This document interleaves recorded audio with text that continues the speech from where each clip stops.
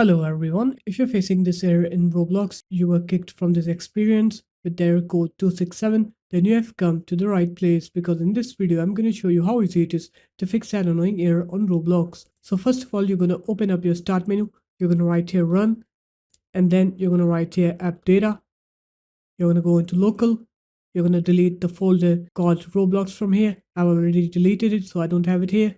You're going to go back then, you're going to go into roaming. You're going to delete Roblox from here as well. I don't have it here because I already deleted it, as I said. And after that, what you're going to do is you're going to open up your start menu. You're going to write here network settings. And then you're going to go into manage network adapter settings. And then you're going to click onto your internet connection. You're going to go into more adapter options. You're going to go into internet protocol version 4. Go into properties.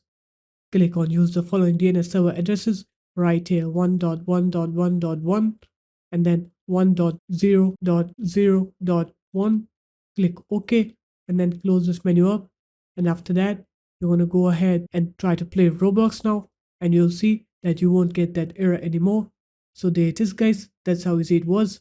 If you guys found this video helpful, make sure to leave a like, comment, and subscribe to the channel. And I'll see you in my next video. Peace.